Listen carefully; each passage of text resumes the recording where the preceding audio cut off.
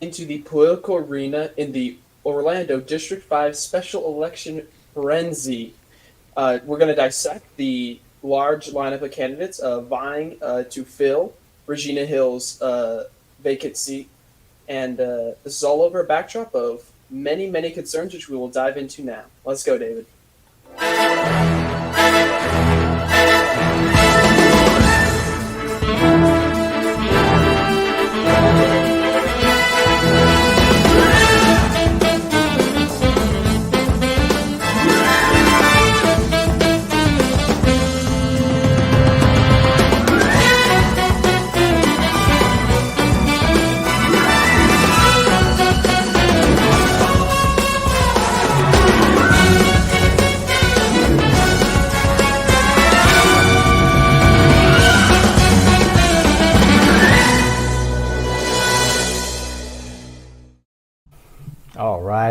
All right. Candidates are filing for the special election to fill the interim Orlando City Commissioner seat for District 5, following Commissioner Regina Hill's suspension by Governor Ron DeSantis.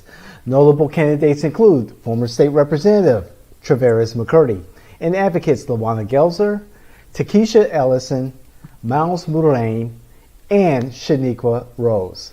Issues like affordable housing, public safety, and youth programs take center stage in their campaigns. Here we go.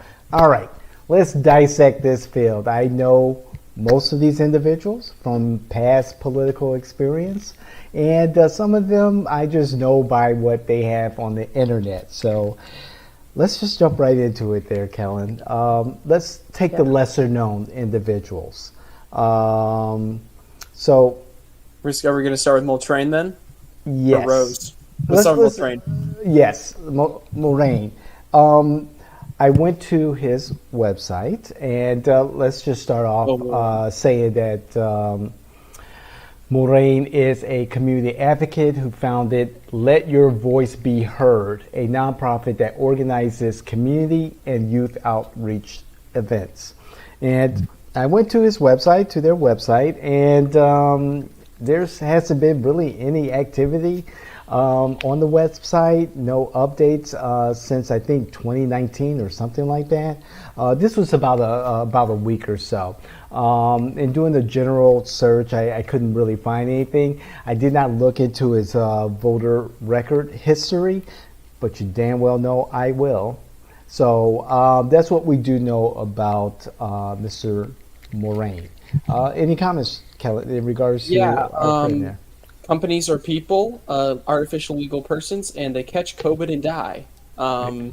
His organizations like his that fail to obsolescence during COVID, it's a dime a dozen. There's a lot of them, and I think it's a little concerning that aside from the state house, that is his most recent thing, and it's not recent. That was 5 years ago now.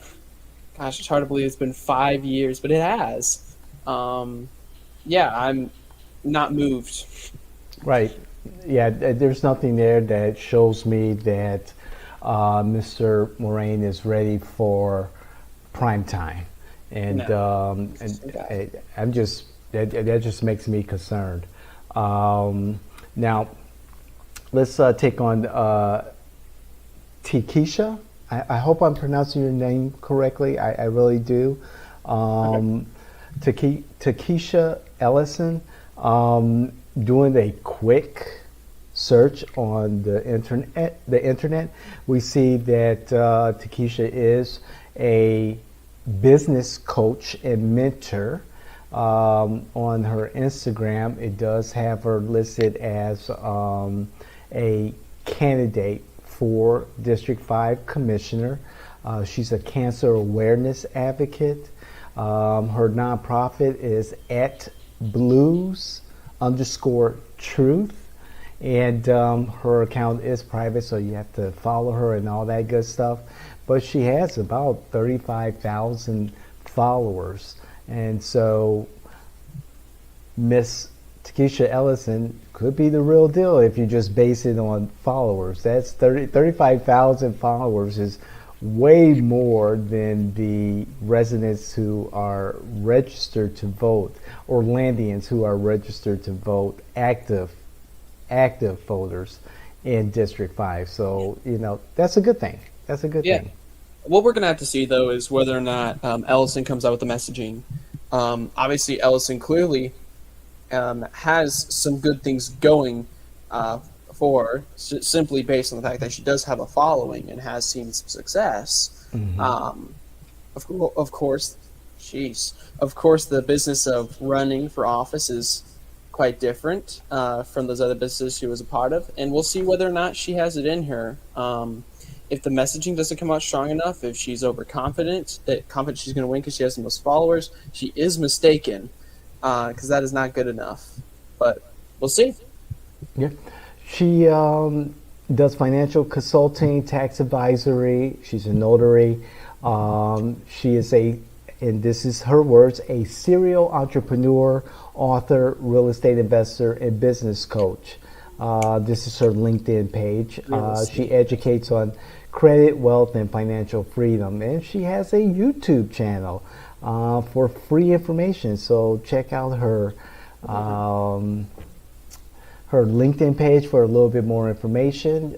She does talk about having 2 million views on her business credit and funding reel on Instagram. Wow. So, hey, talk about business. Got an influencer here, huh? Yeah, she knows her business. As a real estate investor, I'm very curious to see what her stance is going to be on how we're going to develop the city of Orlando, which is basically most of Orange County at this point, because that is a hot button issue that you and I do not shut the hell up about. Amen. I'll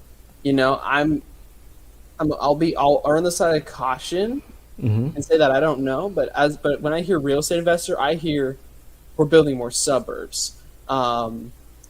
Maybe she can come out with messaging showing otherwise, and I will be waiting for that. But I will say, in this specific area, a little bit of a red flag.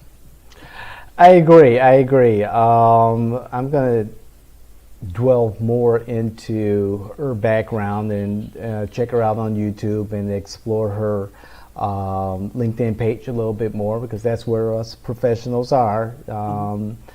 And I know that her business started in 2019. So we'll do a little bit more research and see what her experience and knowledge base, how it can apply to being an elected official.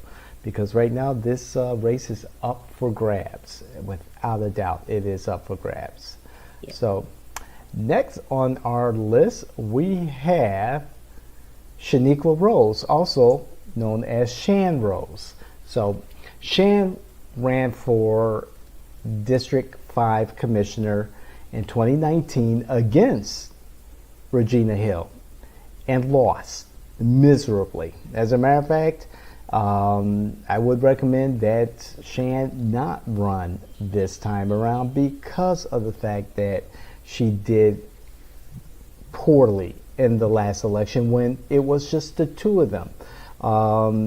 Less people voted in that election. I believe less than 2,200 people voted in that election, and Regina Hill received over 70% of the vote. Yes. And 4 years prior, Commissioner Hill ran against 5 or 6 other candidates, and she won with just over 50% of the vote, and about 2,300 people voted in that election. So, 4 years prior, 2016 versus 2019,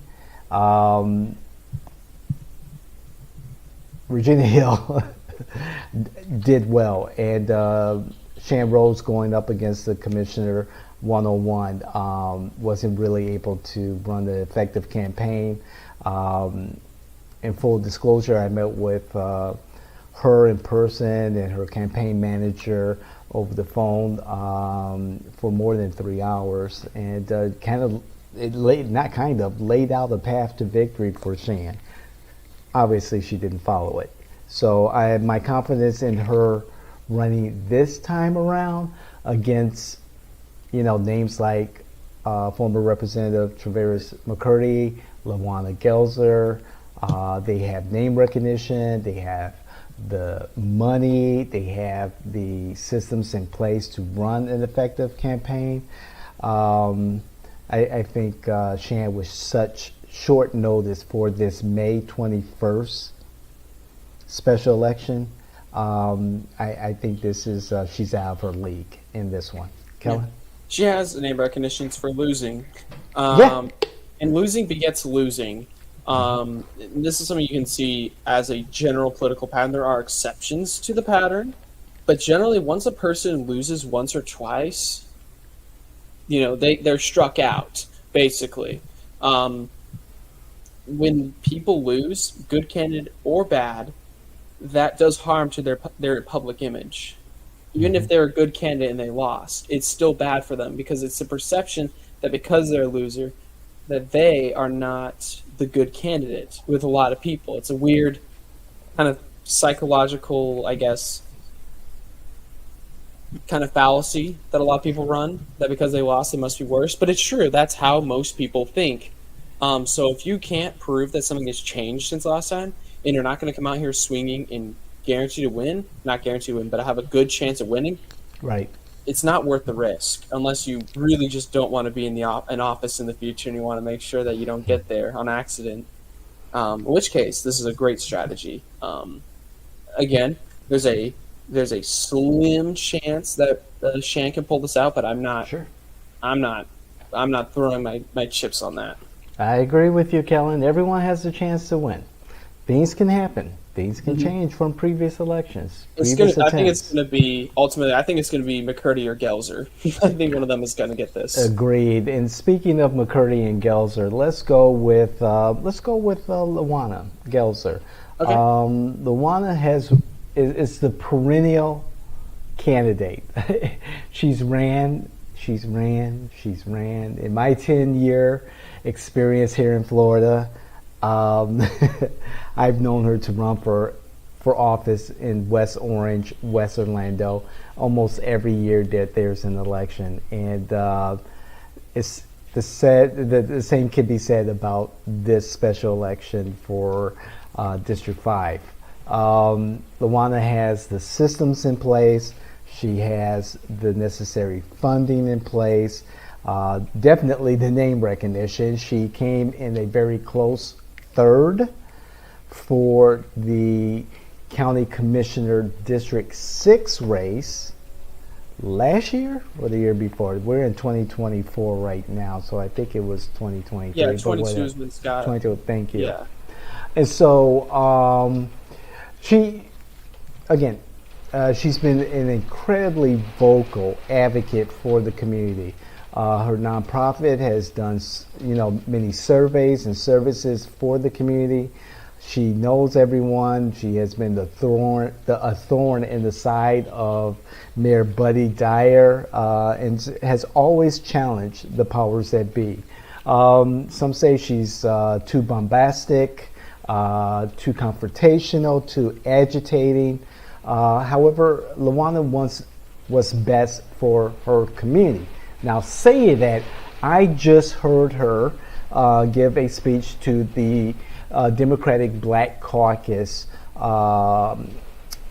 recently, about 2 weekends ago, and I was very disappointed because her speech, her pitch to the caucus was a lot of I this, I that. It was all about Lawanna.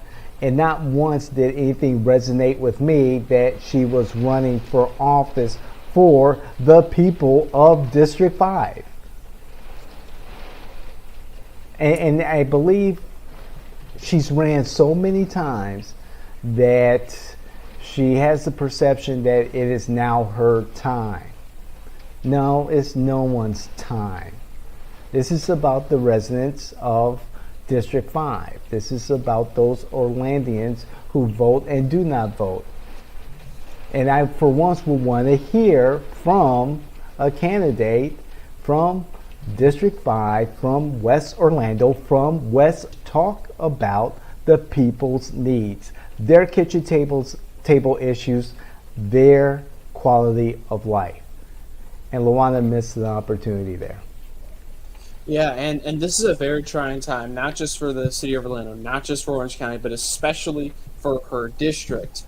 I mean, money is now being stolen from people by their government. Their government is literally stealing their freaking money. That's how bad it's gotten. Our housing prices are out of control. Half the water is like poison, and all of our land is going to get paved over and developed into this urban sprawl, which will create a nightmare of blight downtown. I mean, I do not look forward to what would happen if we became, suburbia grande here. Sure, I would not be excited to see what that would look like. The strain on services. I'm sorry. Yeah, the strain on services. There is some huge decisions to be made here. And the citizens have been getting screwed over by the government very badly. And that should be emphasized, that she is different. Because as you said, she challenges the powers that be. She has these different views. She's not just like everyone else. And that is the most powerful message you can have in a race like this. Yeah. That you have opposed these powers that are criminal. You've opposed these criminals. You've opposed these. You've opposed these corrupt individuals. You've opposed these plans that will screw you over. I mean, there's no better time to brag about being different. There's no better time to show that, and to not capitalize on that angle, I think, is an interesting choice. I agree. I agree with you.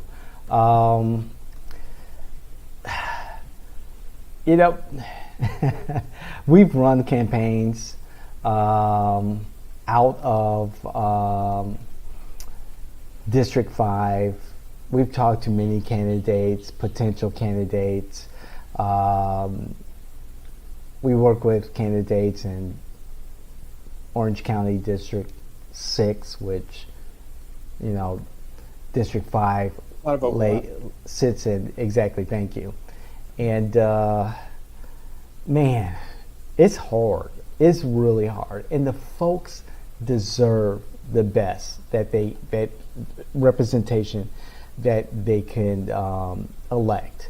And I wish that this slate of candidates gave me more optimism.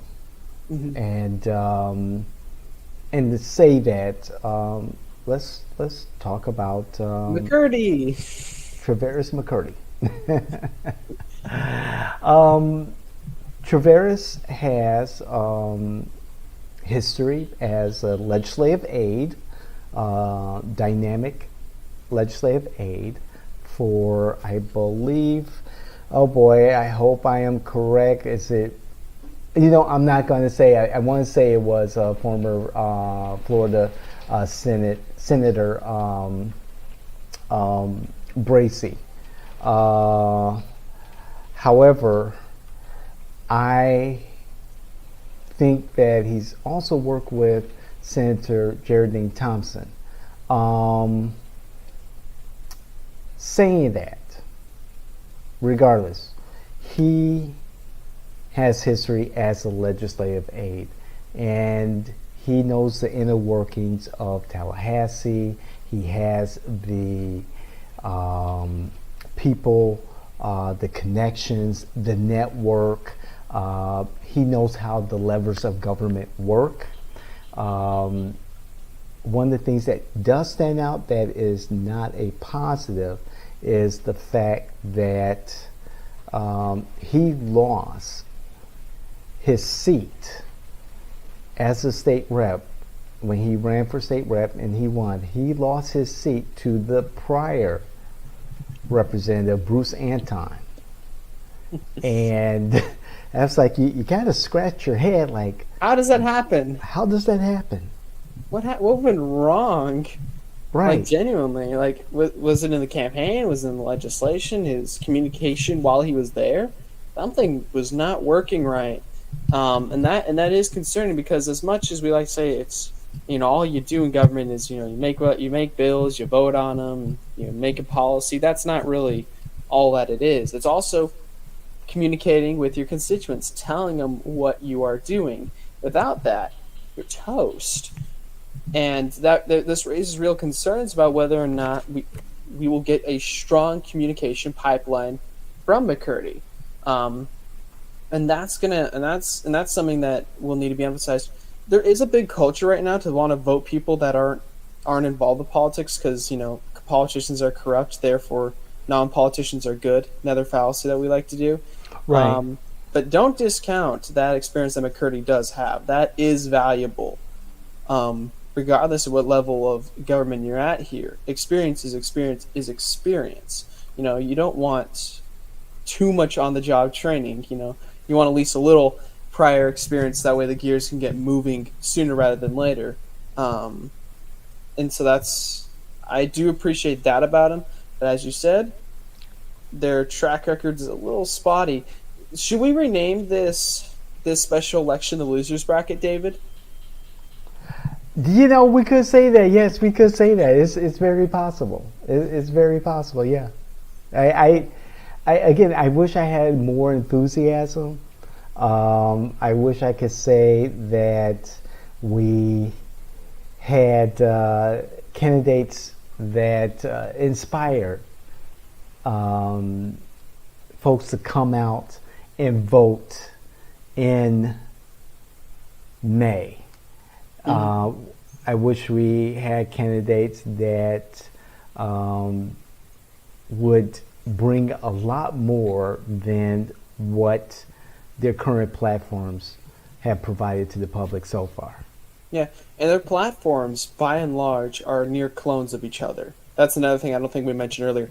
Most of these, except for Mulrain, however you say their name, who doesn't have as much rock solid right now, they're all kind of saying similar vague messaging. Yes. We're going to talk about the issues like roads and education and I don't know, development, business. I think maybe. We haven't really gotten any specific plans yet, and that could be a consequence of how short notice this election is. With Regina Hill suddenly stealing money from your grandma out of nowhere, and then you get like 5 seconds to run for office and run a campaign, which is brutal, by the way. The time frame here is absolutely brutal, so it is hard to run a campaign on this timeline. So maybe that's why we don't have many very specific things, but I would like to see that coming from at least one of these people. Like, if you can prove that you actually have a specific plan and your others don't, that's a leg up. Right. Like you said, David, this is anybody's to win, and the person that can effectively message not only that they are different from Regina Hill in the ways that matter most. They're not going to steal from your grandma. Right. That they are here to look after you. Yeah. And that they have specific plans and specific solutions for your dinner table issues, and the other candidates don't. The person who can make that messaging the strongest to the most number of people has the best chance of winning. That's the way I see it. Again, this is very early. We will do an analysis when this is done. Yeah. Because we like doing that thing, seeing what works, what doesn't work. Helps us in our own trade. And that's pretty much all I got. That's pretty much my final word. The losers bracket, Royal Rumble. We'll see what happens. Indeed, District 5, West Orlando, West Orange, never ceases to amaze me and brings a great deal of intrigue. And so we'll be keeping our eye on this. And good luck to the contenders. There may be time for a couple of more to enter the race. But again, you can't make this shit up. You really can't. Remember to like, comment, share. We want to grow this community. what candidate inspires you the most, the least bad? What are your thoughts on these guys? We want to know. And I hope that if this is your first introduction to these characters, that this is a good kind of place to get you started. Now you know the names, you can do your own research, go to their socials, go to their websites, inform yourself before you go out and voting. Not informing yourself before you vote is how you end up with Regina Hill 2 Electric Boogaloo. And nobody wants Regina Hill 2 Electric Boogaloo. Look how well it turned out last time. Again, if you have any comments, please try to bring your facts and your experience. Please try to keep your feelings out of this. We want to have conversations with everybody across the aisle, and it just makes it easier that way. This has been You Can't Make This Shit Up, and we are out. All right.